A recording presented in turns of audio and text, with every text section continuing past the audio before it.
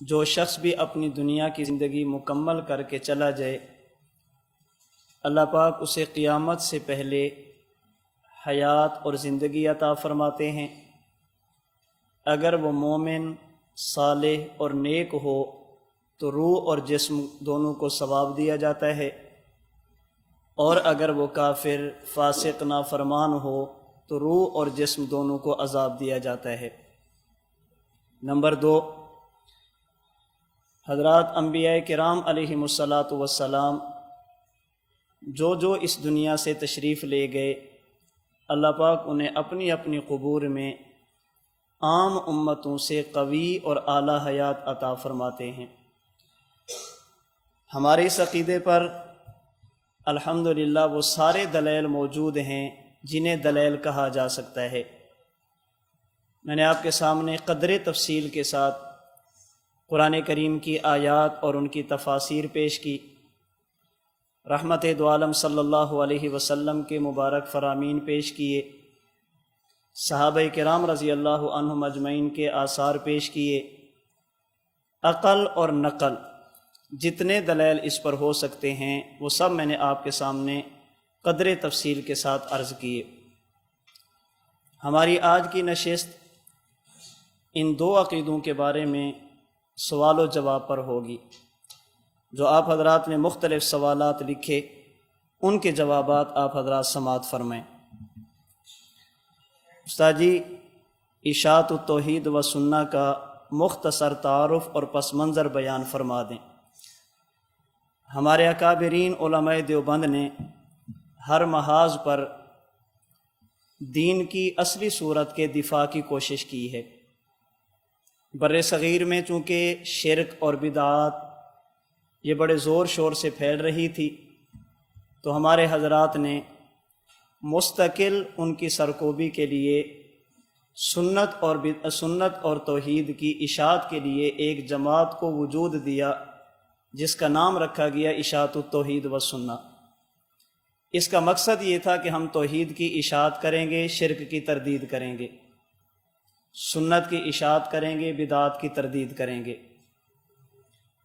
لیکن شومی قسمت بسا اوقات ایسا ہو جاتا ہے کہ جو لوگ کسی فتنے کے خلاف کام کرنے کے لیے اٹھتے ہیں تو وہ اعتدال کو قائم نہ رکھنے کی وجہ سے ایک مستقل فتنہ کی صورت اختیار کر جاتے ہیں۔ اس کے ساتھ بھی یہی ہوا۔ اس جماعت کی جو ابتدائی باڈی بنائی گئی ان میں امام اہل سنت والجماعت حضرت مولانا محمد سرفراز خان صفدر، شیخ الحدیث حضرت مولانا نصیر الدین غور غشتوی، حضرت مولانا قاضی نور محمد صاحب، حضرت مولانا شیخ القرآن غلام اللہ خان صاحب رحمہم اللہ، یہ حضرات تھے۔ حضرت مولانا محمد طاہر پنجپیری صاحب، حضرت سید عنایت اللہ شاہ بخاری صاحب، یہ ابتدائی باڈی میں تھے۔ ان میں مولانا طاہر صاحب اور سید عنایت اللہ شاہ گجراتی صاحب کے علاوہ سارے حضرات وہ تھے جو نبوت کی حیات کے بھی قائل تھے اور عند القبر صلاۃ و سلام کے سما کے بھی قائل تھے۔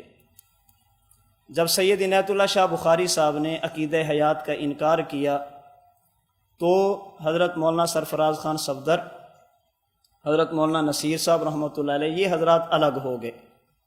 انہوں نے اشاعت التوحید و سنہ سے علیحدگی اختیار کی۔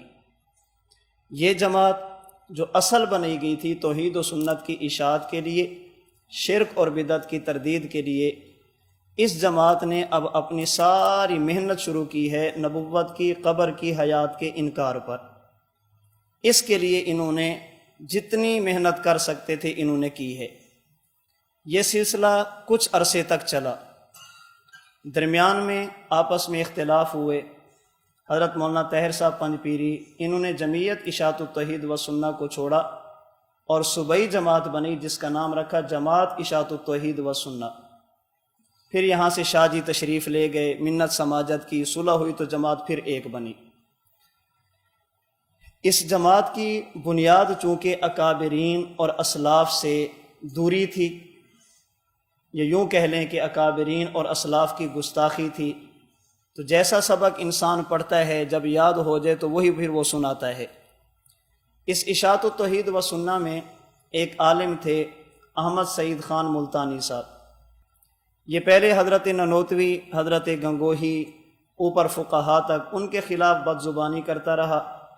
بالآخر اس نے شاہ جی کے خلاف بھی باتیں شروع کی، جس کی وجہ سے ایک کتاب ہے خس کم جہاں پاک، اس کتاب کے ابتدا کے اندر اس کتاب کے مصنف نے یہ بات تحریر کی ہے کہ 10 مئی 1998 کو اس عضو معطل کو جسم سے الگ کرنے کا فیصلہ کیا گیا، انہوں کو جماعت سے نکالا گیا۔ جب جمعیت اشاعت التوحید و سنہ سے ان کا اخراج ہوا تو انہوں نے جماعت بنائی، اس کا نام رکھا مرکزی اشاعت التوحید و سنہ۔ اب یہ 2 بنیادی جماعتیں تھیں، حضرت شاہ جی پنج پیر والے، ان کی جماعت تھی جمعیت اشاعت التوحید و سنہ، اور جو احمد سعید ملتانی صاحب تھے ان کی جماعت تھی مرکزی اشاعت التوحید و سنہ۔ جمعیت اشاعت التوحید و سنہ والوں نے کتاب لکھی جس کا نام ہے خس کم جہاں پاک، یہ احمد سعید ملتانی صاحب کے خلاف۔ اس میں انہوں نے کہا کہ یہ بندہ ٹھیک نہیں ہے، اس نے فلاں جگہ پر یہ کہا، فلاں جگہ پر یہ کہا، فلاں جگہ پر یہ کہا۔ احمد سعید ملتانی صاحب کا ایک بیٹا ہے جس کا نام ہے سیف اللہ خالد، یہ پہلے مماتی تھا، آج کل غیر مقلد ہے۔ ان کا ایک بیٹا ہے عصمت اللہ، یہ پہلے غیر مقلد تھا، آج کل مماتی ہے۔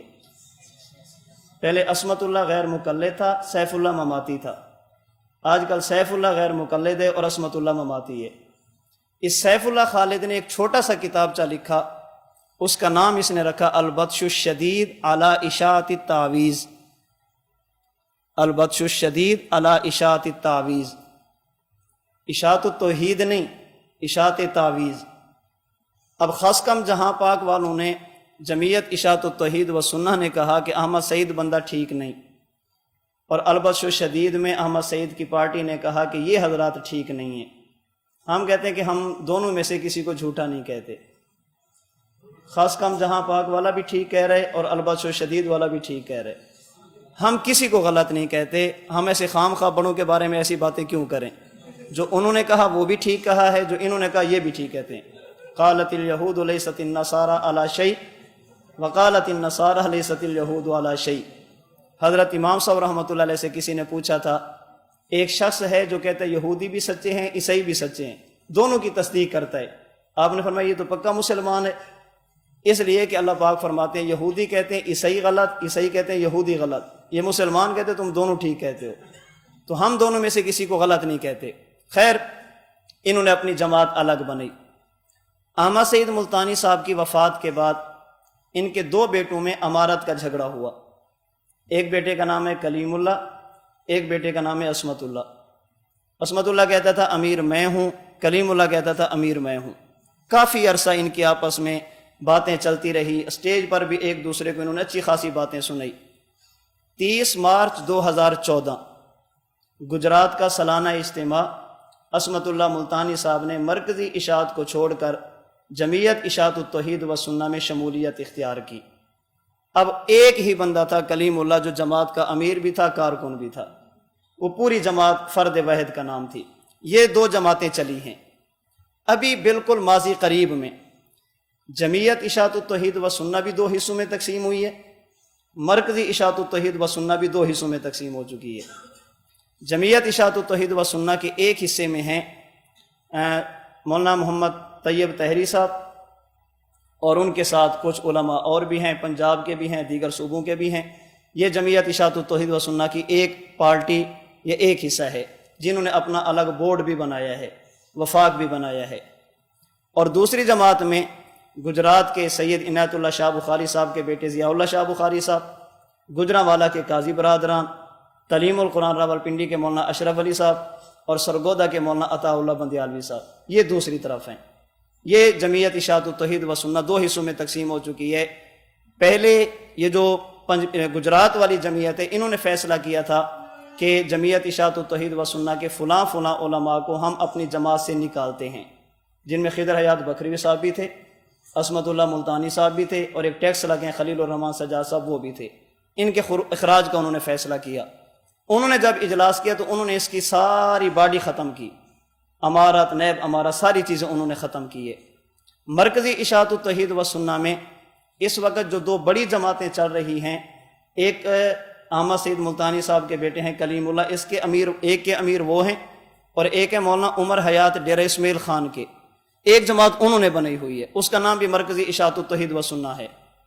ایک اور ہے مرکزی اشاعت التوحید و سنہ کے نام سے، مظفر گڑھ میں ایک علاقہ ہے روہیلاں والی، وہاں کے ہیں مولانا عثمان حیدری، احمد سعید ملتانی صاحب کے شاگرد ہیں، وہ بھی اپنے آپ کو اشاعت التوحید و سنہ کا کہتے ہیں، اور یہ شخص وہ ہے جو اس وقت حیات عیسیٰ کا منکر ہو چکا ہے، حضرت عیسیٰ علیہ السلام کی حیات کو نہیں مانتا، اور اسی نے خضر حیات بکھروی کے شاگرد مفتی عثمان ہرنولی والے کے ساتھ مناظرہ بھی کیا ہے، اور اسی نے کہا تھا کہ آج کتابیں لے کر کدھر آئے ہو، تمہارے استاد تو کہتے ہیں قرآن سے بات کرنی چاہیے، آج یہ ساری کتابیں لے کر کہاں آئے ہو؟